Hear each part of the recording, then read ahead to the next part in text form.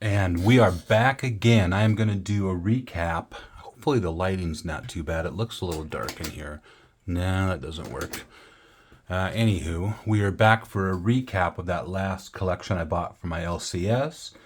And overall, I was very happy with it for the price I paid. The best part about it was the volume.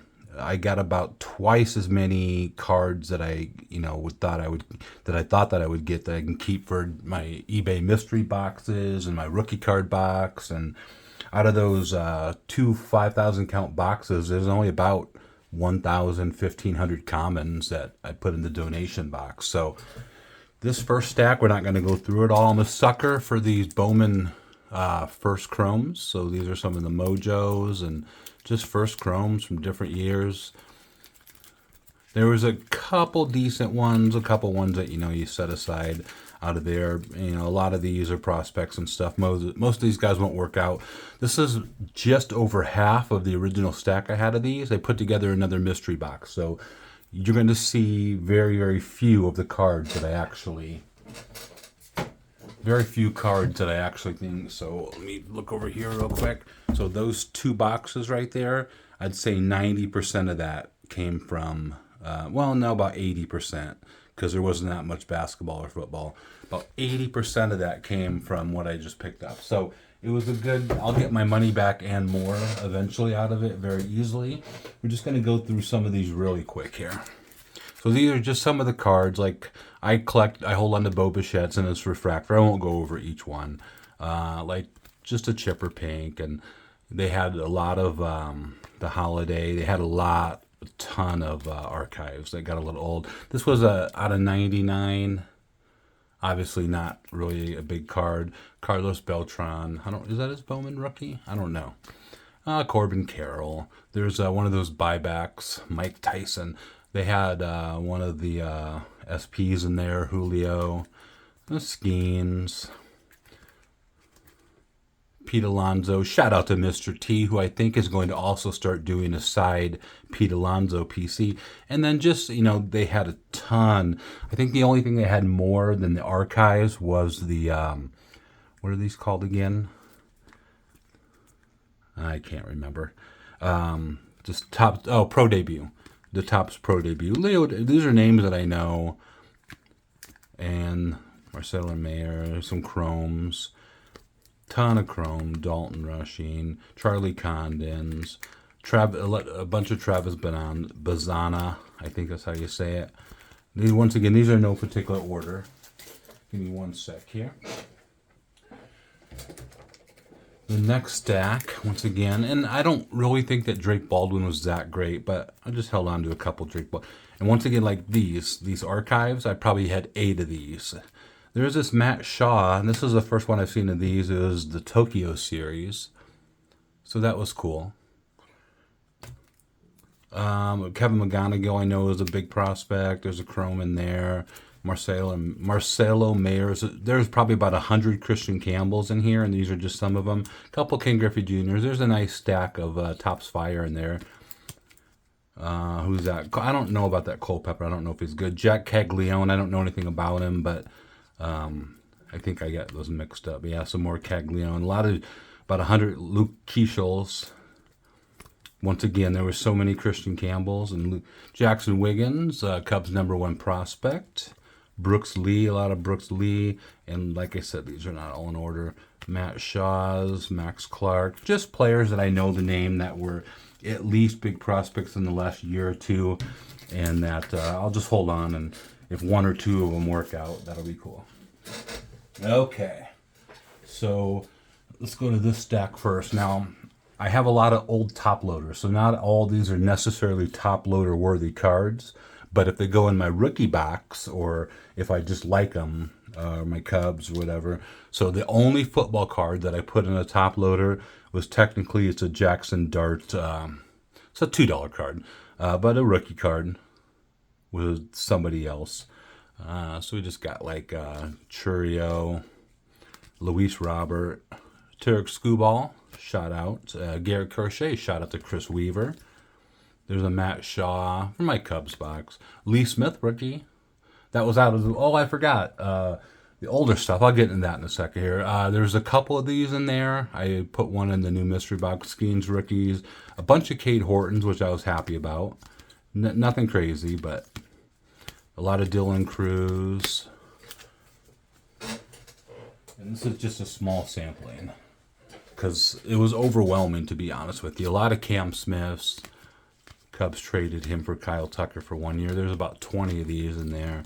I didn't put all of them. There's a Shota, but this was a nice Shota Aqua Parallel I did not have. Very nice. A couple Jackson Merrills. Let's see what the next stack is. Just wanted to go through these so I could put these away. Wyatt Langford. I don't know if he's going to turn out to be a superstar. A lot of James Woods. Tons of James Woods. So I was happy to get this. The Silver Refractor. There's a bunch more of those. And we got a couple more stacks here. And we'll go for the more interesting stuff. Jacob Wilson. Nick Kurtz. There's a couple more of these. I didn't put everything in here. A bunch of these pro debut Nick Kurtz. And then an insert. Okay. So let me tell you about the older stuff. Let me have a drink of my Mr. Pibb Zero Sugar. Mr. Pibb Zero Sugar, made for people. Oh, I already did that route, did that line. So the boxes of the hobby boxes that had obviously been open, and they took mostly the stars and all the good cards out of it. But those were cool because like the 1980 was a nice mix. They left some star cards in there. The 1981 was okay. What else was in there? There's a couple other ones in there. The problem with it was he threw in 2 free boxes. He threw in these 2. These were 1980 vending boxes. And he said, you're not going to find any Ricky Hendersons or Nolan Ryans in there. And I didn't expect to because they were picked through. But I assumed that they were going to be a mixture of cards, and I was happy about that, so I could put together the 1980 set. Well, do you like Jim Sundberg? Because I'm going to show you the contents of what was in those boxes. I did not count these. Jim Sundberg, everyone. It's close to Sandberg. Well, so there couldn't have been any player that had more cards than Jim Sundberg. Oh, wait. We have someone by the name of Dan Spillner. You're going to have to take my word because I'm not going to go through all these. I did not count these. These are all Dan Spillner's 1980 tops.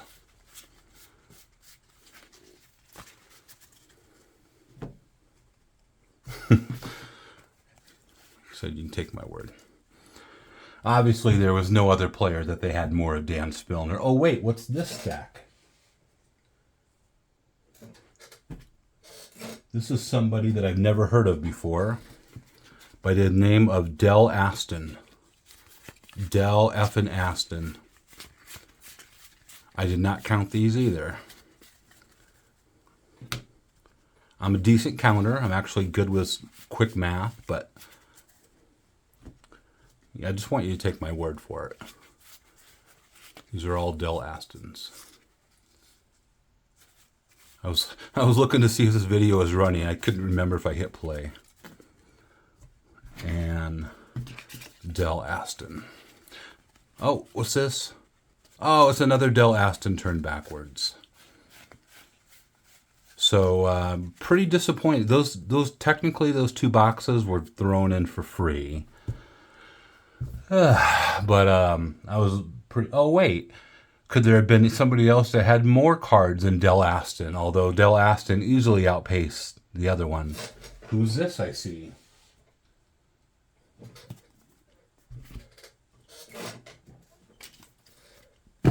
This is somebody by the name of Mike Jorgensen.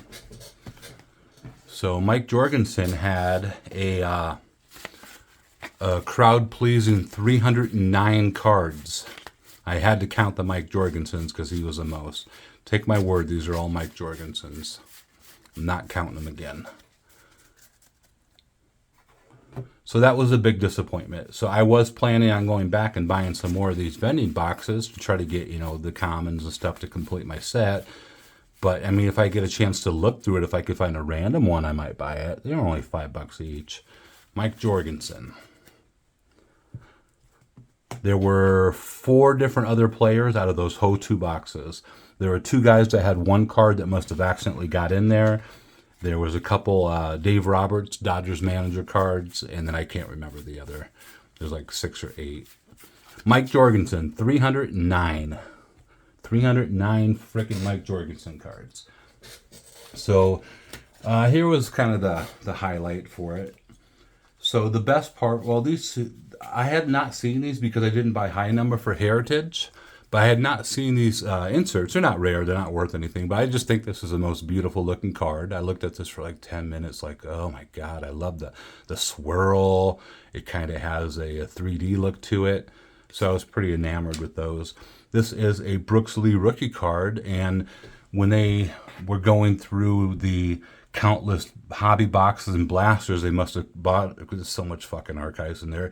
They weren't knowing, this is a photo variation. It's a $15 card per eBay.